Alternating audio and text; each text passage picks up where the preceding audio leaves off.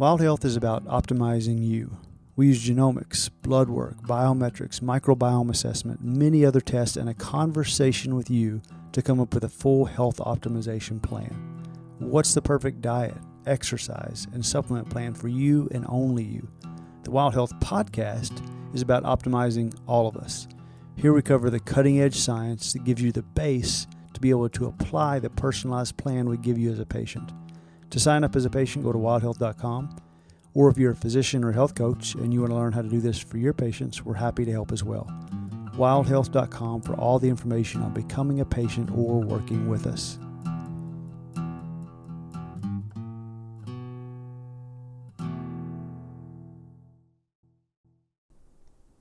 Really excited today to have Dr. Kerri Masutto with us.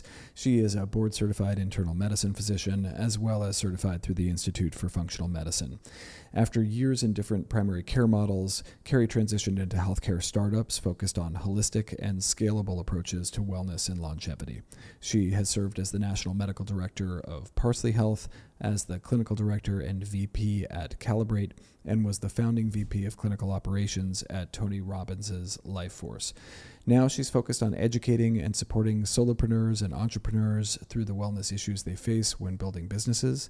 Kerri lives in the heart of startup land, the San Francisco Bay Area, with her husband and 2 rescue dogs, and I hope you enjoy the conversation. Hey, Kerri, how's it going? Hey, Mike. I'm great. How are you? I'm doing amazing. I think for maybe the first time it's sunny in Portland, Oregon, and cloudy in San Francisco. So I win this round, and you win all the other rounds of regional West Coast weather.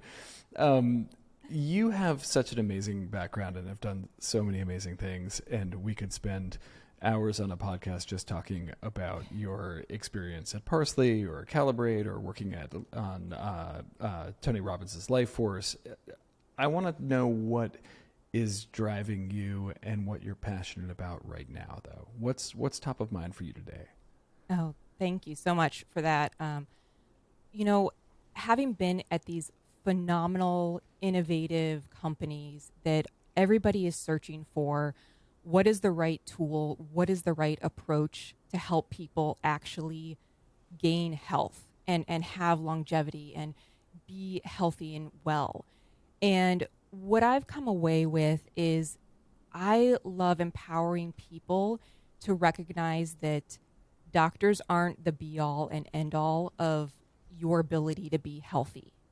That you can really learn and understand about your own body and about how things work well enough that you can really be a player and show up as a partner to your doctor, as a partner to everybody in your healthcare team, that you are not just there to feed them information, but you're there to be an active participant in the conversation and in the plan making, and that you actually have a lot of power when it comes to directing your care and your wellness plans. So that's really what I'm passionate about right now. Yeah, I mean, what I hear there is sort of empowering patients to have some health sovereignty and to know that they're really the driver on this bus. How do you take that from what I think is an undeniably noble and an insightful approach into making a real difference in patients' health? Yeah. So I think that having a framework is what people are missing. They think that doctors just come up with plans kind of out of thin air because we have so much knowledge and so much experience that we just pull things out of the ether and know how to put together these plans. But doctors, we all work off of frameworks and an algorithm and a systematic approach to how to create a plan for somebody. And that doesn't take medical knowledge to be able to have that same sort of framework of knowing how to observe and gather data, how to use a template to look at your symptoms, how to look at your health as an experiment, that you can try something and document the results out of it. And then you can show up with your doctor with this wealth of information that is in the same language that your doctor speaks when they're trying to pull all of this out of you. Instead, you show up with a really cohesive understanding of what you're experiencing in your day-to-day life. And it's so much more meaningful than what a doctor can pull out of you in 7 minutes of questions in the visit. So just having this kind of systematic approach to thinking about your health all of a sudden unlocks the mystery out of how do doctors come up with these plans for you, and how can you start to do that for yourself? Yeah, so it's empower some patients, maybe give them some generative AI, and call it a day. I mean, I'm that's half a joking. whole other can of that's a whole other can of worms there. That's a very interesting conversation. Yeah. Yeah, well, let's put a pin in healthcare generative AI for a moment, because I feel like it's just being talked to death these days. So, my background is really in healthcare education. And that's taken on multiple roles, from educating healthcare providers to educating patients to doing really a broad scope of different audiences. It seems to me, but I want to make sure I'm not just applying my own personal lens to this, that education is going to play a huge role in taking, let's say, a 45-year-old diabetic female who really feels like she's reliant on her physician to come up with this strategy on how she's going to improve her health, and giving her the power to feel like she has an active role in creating and modifying her care plan. So what does that look like? Yeah. So there is definitely a foundation of knowledge that's what I call kind of step 0 in this 4-step plan of how to start approaching your health in a systematic way. And step 0 is really a foundation of knowledge. I think this is the largest hurdle that we have to get over to empower people, because it does require some level of understanding of your body and how things are operating. And it's honestly something that I think that we've done a really terrible job in medicine of providing education at the level of people being able to understand it, that we're not using jargon, that we're not using medical terminology for parts of the body. I mean, we can explain the body as a plumbing system, an electrical system, as a structural framework system. We can explain it in really easy to understand ways. Although there's not very much money in that, right? It's hard to capitalize on that education. And so I think that it's really been the lacking in this kind of capitalist medical society, because we want people to stay dependent on us. So I do think that foundation of knowledge is the biggest hurdle to get over. Now, this is where, not to get into the AI conversation, but this is where something like a large language model can start to provide really meaningful support for people in this foundation of knowledge. And this might be the gap filler that we need when somebody doesn't understand what causes diabetes, what is actually happening in my body. And your doctor's just like, you're making too much insulin and you don't, or you're not making enough insulin and you have too much sugar. But they don't really understand what that means. They may be able to go into a healthcare-based AI model and type that in and get a meaningful explanation that they can actually understand in lay terms. Because doctors have done a really poor job of being able to have the time to do that sort of education. So that knowledge gap is a very real gap. And I think that that's the thing that we need to be focused on, of how do we empower them in a way that they have enough knowledge that we can come to the table speaking enough of the same language, that then we can move on to the next meaningful steps of being able to observe and gather your own evidence, being able to start to understand your own data. One of the things that I love with patients is sitting down and explaining their labs, not just saying this is normal, but but saying, let's look at your CBC over time. And you see this one number, you see how it's trending up and it's still in the normal range, but I can tell you're developing anemia from this one number trending up over time, right? And so we need to keep an eye on that. Let's do some more testing. That's something that most doctors, unfortunately, don't have the bandwidth to do. And so if somebody can understand, hey, I get labs done every year or every 6 months, let me just be able to look at this and say, hey, I think I need to flag this to my doctor. Let me be a participant in where, what is happening with my data, because nobody's going to look at your data more closely than you are. And so this kind of foundation of knowledge, of just a little bit of understanding that we need to come out from behind the curtain at Oz, and say, look, we can teach you. You can understand this. It's not that complicated if you take out the nitty-gritty medical, deep down details of it. But on a higher level, this is understandable by most people if they're willing to show up and we're willing to show up to teach them.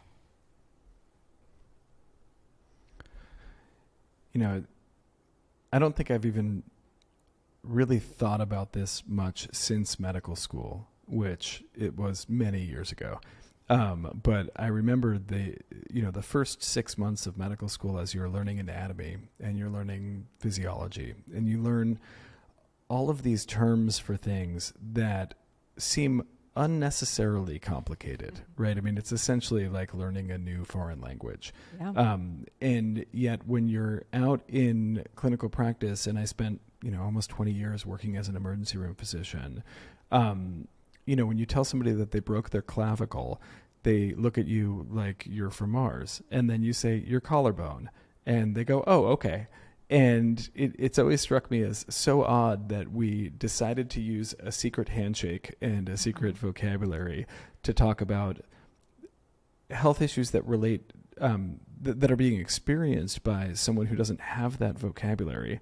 You think it's predominantly, self-validation and preservation on the part of the house of medicine as a whole, or you think it's just a vestige of the olden days of medicine? I think it's a little bit of both.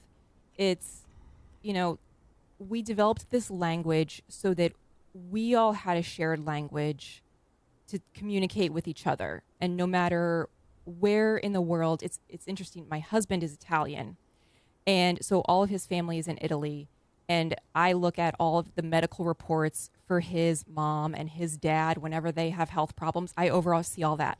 I don't speak or read Italian, but I can read their medical reports and understand enough of what's going on to be able to help and advise and explain to his family what's going on. There is a wonderful power in having a shared language amongst the medical community so that we always know we are speaking in exactly the same way and what we say is exactly what we mean. So we need that shared language amongst ourselves. The problem is that we try to take that language and just speak it to anyone outside of our community and expect them to understand. And it just doesn't work that way. And so it's really our responsibility to learn how to translate our language into, layperson language. And I think it's a responsibility of the medical community at large to do that, because otherwise it is like, I don't know if you've ever, traveled or stayed someplace where you don't speak the language. It is very disconcerting. You are in a very vulnerable position just because you don't understand. And so many people are afraid. How many people in the emergency room have a doctor that's speaking to them in medicalese, and they're afraid of saying, hey, doc, I don't understand what you're telling me. And instead they just say, okay, sure. And then they look at their paperwork that they get, and that's not any better either, because it was the note that you printed out, which is all in medical. And so how can we help people if they literally don't know what we're saying? Yeah, I don't know how many times I left a shift in the emergency department and there was, the garbage cans in the waiting room were overfilled with people's discharge instructions that they had just thrown out on their way home from the emergency department because they couldn't understand any of it. Yeah. And one of my mentors taught me to explain what, the really important things that somebody needed to know about what happened today during your visit and what was to come next and what to be, on the lookout for, but then to ask them to explain it back to you. And when I started doing that, I realized that, the way I was originally doing it, about 50% of my patients knew what the heck I was talking about. And the other 50%, exactly as you're indicating, nodded because they didn't want to look like they didn't understand, or they didn't want to take up too much time, or whatever their motivation was. But they were not leaving with an understanding of what was important. So whether Google adds medicalese to the Google Translate site, or we start incorporating I can already think, paste your discharge instructions into a generative AI tool and say rewrite at the 3rd grade level. And you'd probably end up with something a lot more decipherable to a broader range of patients. Is there a specific target healthcare environment where you're looking to actually apply this and I don't know if you want to give more detail on the other steps, the knowledge foundation being one, and then it sounds like gathering data, reviewing data, taking an active part in your own care plan. Do you see this as more of a, patients working with an integrative health provider, or is there a role for this in mental health, ambulatory care, and other settings? Like, what's the sweet spot, or the first place where you think that this could really be deployed and evaluated? I think that primary care is a great place to start for people because it's very often their first touch point with a physician. So primary care doctor, you have a little bit more time than, hopefully the emergency room physician who's dealing with something very acute. That's the other main touch point that people have, is urgent or emergent care. But in primary care, hopefully it's rarer and rarer these days to have an actual relationship, an ongoing relationship with a doctor.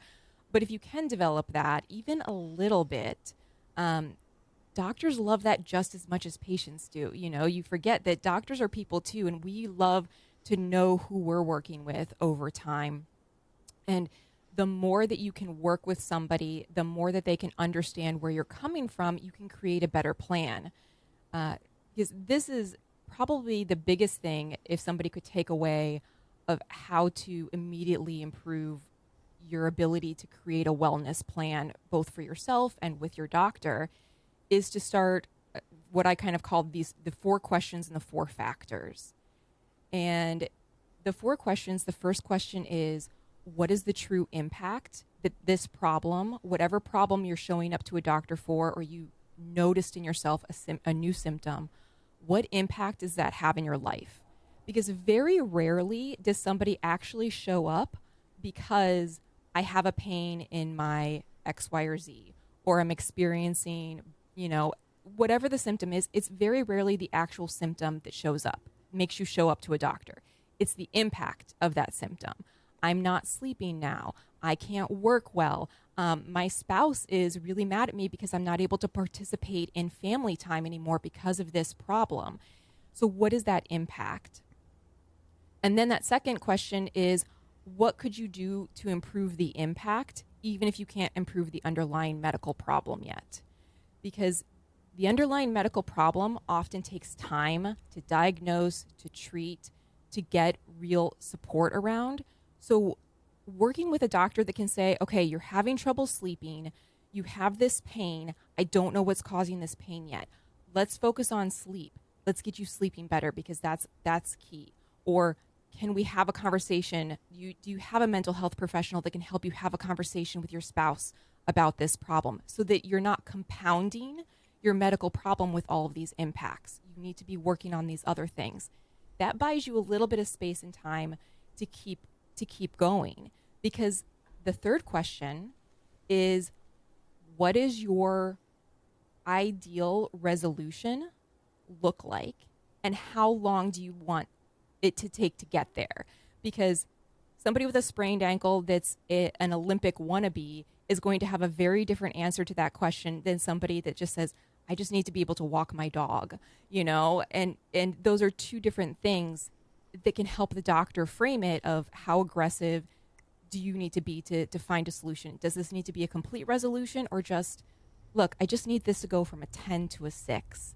And if I could get down to a 6, boy, I'd be really happy. And then the fourth is, what are you willing to invest into this solution? And this is the thing that everybody forgets. Everybody just skips right from, I have a problem, I want a solution, great, here's your solution to get there. And nobody thinks about, I don't know about you, but I don't know very, very many doctors that are asking, what are you willing to invest to get to this resolution? And that investment is not just money. Money is the fourth thing on the list. The first three are time, energy, and motivation, because you have to know exactly how much of all three of those things that you have before you can even come up with any sort of plan. But once you understand that, I have 30 minutes a week to dedicate to this, or I have 3 hours a day, or I have lots of time, but I have a chronic fatigue syndrome, I don't have any energy, or my spouse drug me in here, I've got plenty of time and energy, but I have no motivation in doing this. So you better make it dead simple for me, because otherwise it ain't happening. Right? But you have to look at those factors before you can come up with a plan that anybody will do. And this is the kind of conversation that you have to be willing to speak up for yourself when you show up to your doctor and they say, all right, here's your plan. And you're a single mom with 3 kids and you go, I can't do that. That's not going to work for me. I don't have the resources for that. I don't have the time for that, Or you're somebody that says, I've got all the time and money in the world. Give me everything you got. These are all completely different plans. And that's what allows us to bring in the art of medicine to create a plan that is not just something AI can spit out to you from an algorithm. It's actually personalized to you. And so I think that this is the kind of conversation that I would love primary care doctors to be having, and that I would love for patients to feel comfortable bringing this up and say, how much is this going to take? Does this actually achieve my personal goal? Not just the doctor's goal of saying, like, you have pain, I'll get rid of pain. That may not be what the person really needs. And so we need to be having these really open conversations. But if you can do it in a little bit more of a structured way, it can still be, time appropriate, because we don't have all the time in the world with a doctor. But you can really start to make a lot of forward progress on something that is going to work for the individual. I know I just spat a lot at you. You're speaking my language. No, it's phenomenal. I mean, you're speaking my language. We do, but I do personalized care with my patients, right? I may have a patient who wants to improve their stress levels, let's say. And for some people, that's going to mean doing a meditative practice. For other people, they don't have time for that. They're going to do something in bed before they go to sleep, or they're going to fold in an exercise that brings them some stress relief. Some folks want to use a wearable device to track their heart rate variability and look at recovery and stress resiliency. And other people, that data is just overwhelming to them, and they don't want to charge another thing every night. And I mean, there's so much customization that goes into where are you, where do you want to go? I definitely, one of my leading questions when I first meet a patient is always, it's 9 months from now. I don't know why I picked that, but it's 9 months from now. You're looking back and you think that working with us was the best thing that ever happened to you. Why? And really finding out like what optimal health and wellness looks like to that individual, or what problem is really having the impact to your first question that you bring up to ask. Like, what's the impact on your life? What does wellness really look like to you? Where are you being impacted? The only thing that I'm struggling with a little bit here is I will spend an hour with a patient, and I'll go into all of this, a deep dive into what they're doing right now, where they look like they're stuck, where they want to be, how aggressive or non-aggressive do they want to be in specific areas, whether it's, their lifestyle or it's how much data do they want to track, etc. Run through a bunch of results and really take time explaining results, and I can just wrap it in an hour. Yeah. And I don't think our right now our primary care system is definitely not built for a primary care physician to see 7 to 8 patients a day. So I'd love your thoughts on sort of how do we go from, you've got this deep background in integrative health and functional medicine, really, like, what are the real drivers of this person's current health status? And this is what I'm living and breathing for the last 4 years. I'd love to hear, where is that knowledge translation gap, right? The knowledge is there, but implementing it, is it pure capitalism at its worst? I mean, is it just you can get more patients through if you see them for 10 minutes? And how are we going to cross that chiasm to bring this sort of health sovereignty and partnership approach into the doctor-patient relationship? Well, that's easy question. That's right? the $30 billion question, right?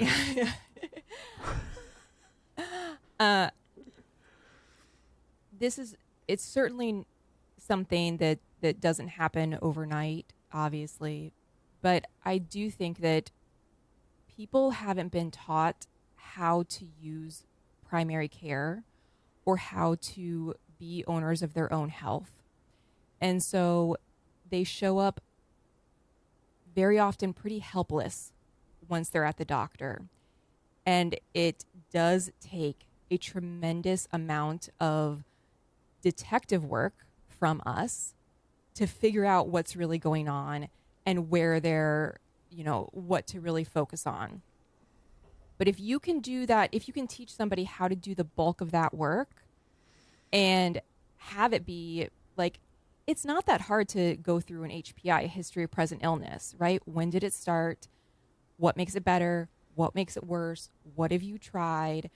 And to empower them that it is safe to do this. You're just using lifestyle modifications. You're just paying attention to what's going on, and teach them how to do this. Just having that awareness, then they can show up, and maybe it's with a primary care doctor and you only have 7 minutes. And instead of the doctor trying to guess what are the best 3 questions that I need to ask this person to maybe get the answer, somebody can show up and say, hey doc, I've had this problem for 3 weeks and I tried this, that didn't work. I tried that, it did work, and I think that I've really paid attention, and the problem really happens when I'm doing X, Y, or Z activity.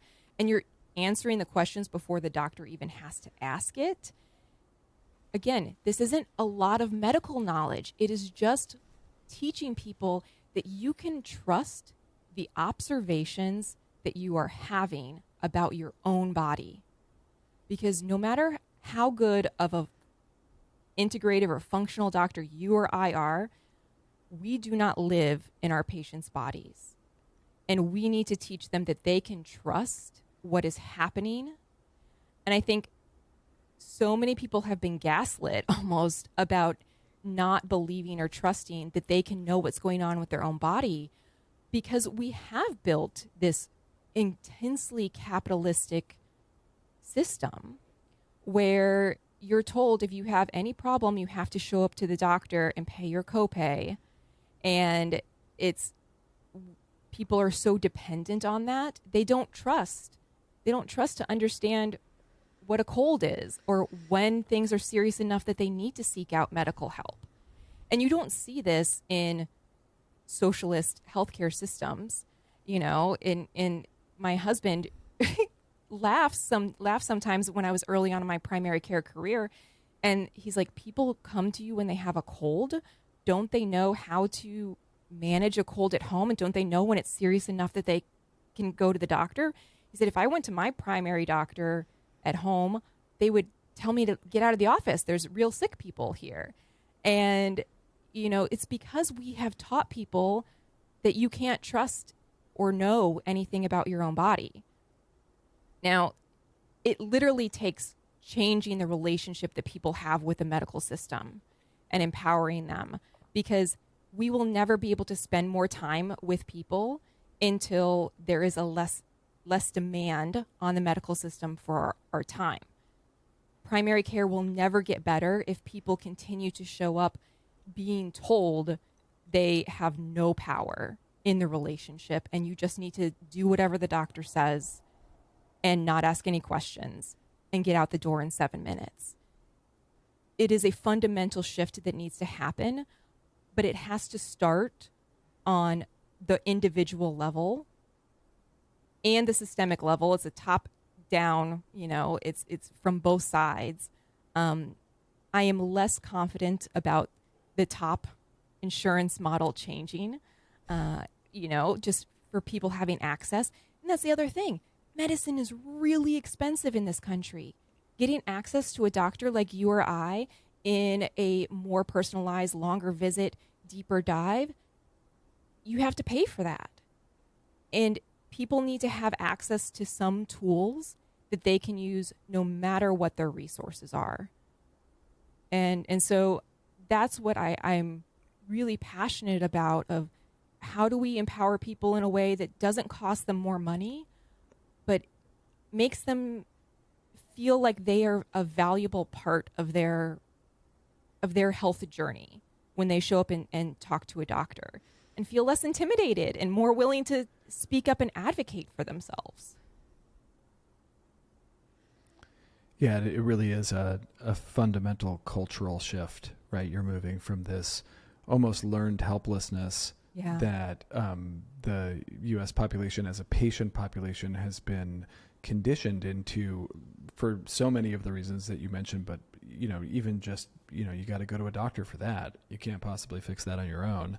And then another, giant cultural shift is this, sort of, you go to the doctor when you're unwell, as opposed to going to the doctor because you're working on staying well and you have a couple of questions that have come up and you're wondering if this is right for you or that's right for you. And to your point about coming in with pointed questions, that seems like a really pragmatic, maybe difficult to implement, but really pragmatic way to increase the efficiency of that visit. I had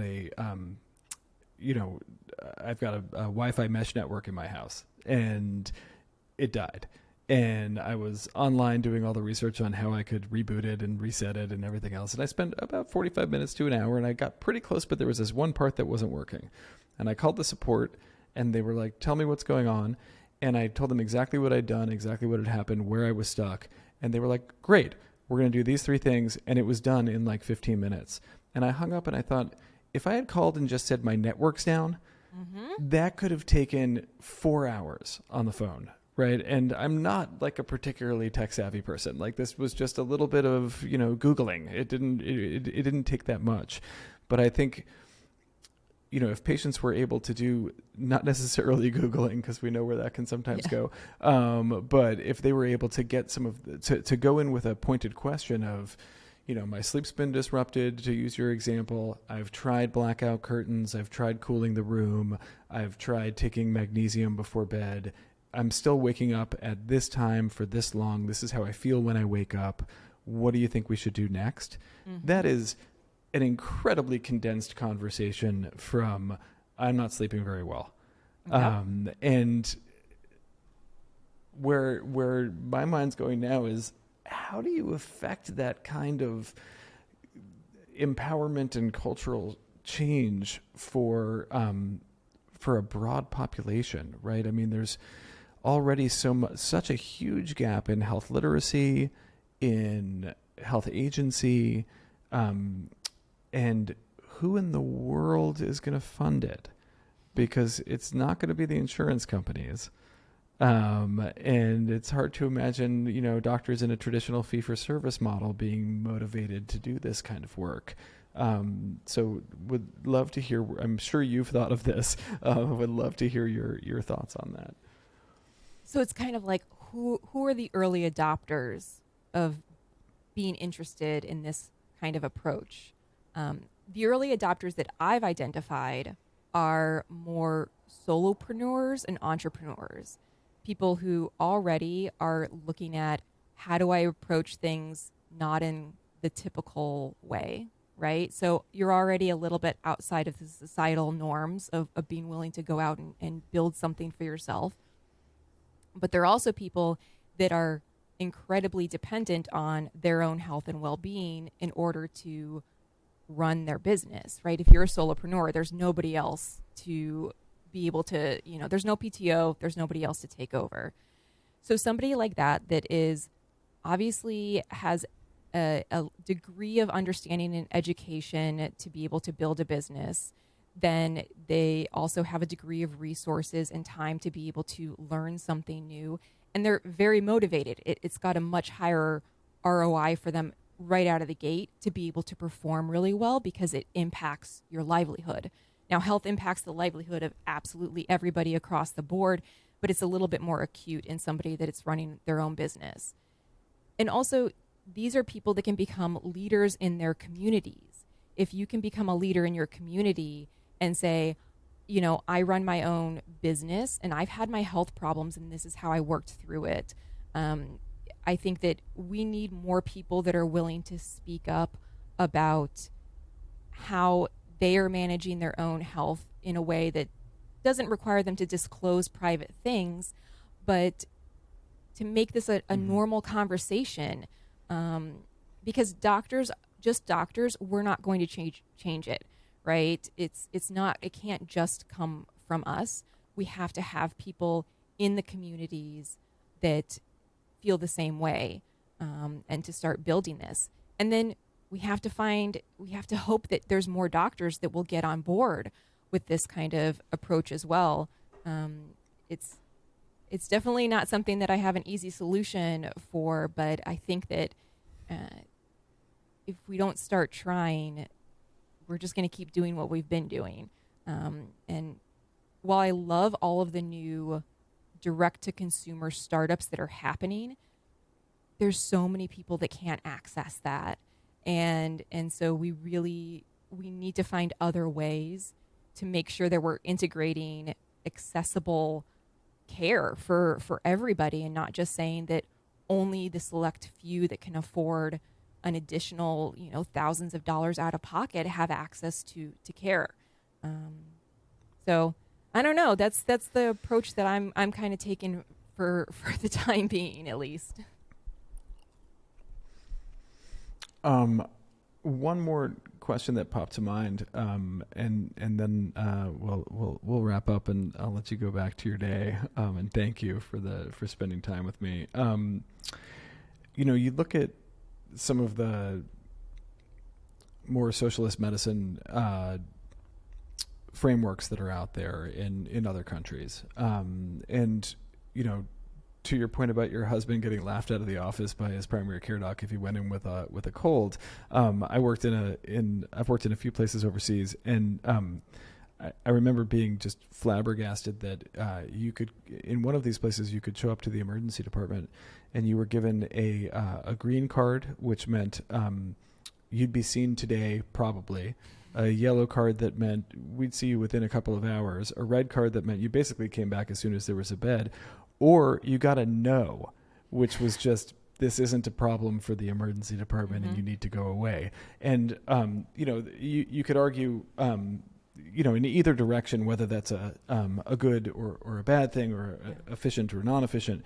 But, definitely anathema in the United States emergency department culture for somebody to show up and just say no. Yeah. So, you look at some of the more primary care models there, and like take Canada, for example. We spend a lot more money per capita on our patients than on patients in the U.S., and we have worse health outcomes almost across the board as compared to Canada. But if you talk to many Canadians, they'll tell you that they wait inordinate amounts of time to access the healthcare system, and there's still a private pay system, much like in the UK. There's still a private pay system kind of outside of the of the general population system that people who have the financial means can access and expedite care. And who knows if the care is higher quality? In some cases, it almost certainly isn't, but it's at least more responsive and more accessible. Do you see just knowing that even in a pure socialist model, there's this other sort of side vent of people just paying for extra care, whether it's medical tourism or it's locally. Do you think the U.S. has a chance here at coming up with not necessarily single payer? I don't even want to go into those conversations, but are we going to have a healthcare model here that really works for anyone? Or are we destined to have multiple care models based on healthcare literacy, based on financial means? Are we going to be fragmented forever? I guess, Kerri, that's my question. The short answer is probably yes. I don't see any way in the near future of a fundamental change like that becoming something that works across the board. And that's probably the thing that is something that doctors in the medical community need to start admitting to ourselves, that we're not looking for a one-size-fits-all solution. But right now, we have a number of different solutions that aren't really serving anybody very well. And so if we start getting honest of like, how do we create any solution that works for anybody? And maybe that's the lesson that we'll start to learn out of a direct-to-consumer, digital health models that are out of pocket. Let's get the data from that of what tools really work efficiently and effectively that we can start using and implementing. How can we take some burden off of the primary care and emergency care system, with at least part of the population having somewhere else to go that's effective? Take a little bit of the burden off so maybe doctors can have a little bit more time and aren't burning out and leaving medicine left and right. How do we make medicine more sustainable for the people that are actually practicing it? Because we will have no medical system if all the primary care doctors and all the bedside nurses leave. There's no model that works then. So how do we decrease the pressure on one side by building something that works great for at least part of the population? And then how do we start empowering people to use your resources available to you more effectively? I spent a couple of years in a PACE program, which is a program for the all-inclusive care of the elderly. It's completely funded by Medicare, and almost nobody knows about it, for elder care services of people that want to stay living in the community. There are so many resources out there that people do not know about and don't know how to take advantage of and have no support on navigating that. And so I think that there's a lot that can be done with what we have now, and don't try to make it one size fits all, but try to make it what does fit for different populations, and how can we raise the bar and raise the level of care for everybody eventually.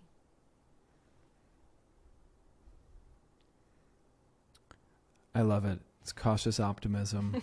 I think it's the only thing we can fall back on. It's a huge problem to solve, and I, for one, am at least partially reassured that you're working on it. So thank you for the work that you do, and thanks for coming on and sharing your thoughts with us.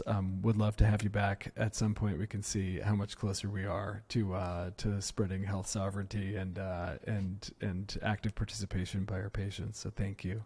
Amazing. Thank you so much. A pleasure talking with you.